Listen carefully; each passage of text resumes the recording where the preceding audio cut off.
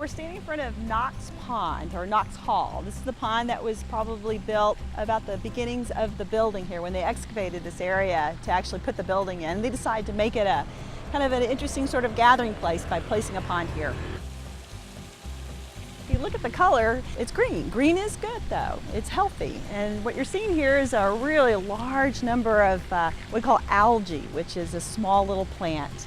Well, the plant is actually thriving because of all the animals that live in it. So we'll have turtles, we have fish, we actually have wading birds that stop over for lunch every once in a while. And all the waste generated by these animals actually feed the algae.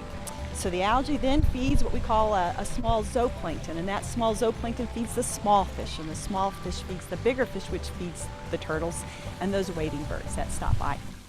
A lot of students actually take it upon themselves to feed the turtles. And so if they're going to do that, I'd recommend using, say, a dog food that has vitamins. And oftentimes I think these turtles need a little bit of help. I think it's okay to actually feed them every once in a while. Most of the turtles you actually see are native. We've got about 4 or 5 soft shell. We've got some red ear sliders. I've even seen some cooters, which is just really nice. But the turtles, I think, come through the way of introduction by, say, students or locals. They see the pond and think this is a great place for their turtle, and they release them here.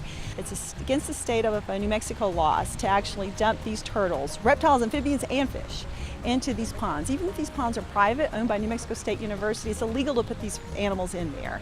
But if you think about it, it's actually not quite fair to put these animals into a new environment where they don't even know if there's sufficient habitat, which is food and water for these animals. I think it's really important for students and folks here to decide ahead of time that if they're going to purchase a fish or a turtle, that they need to maintain that animal throughout its entire life.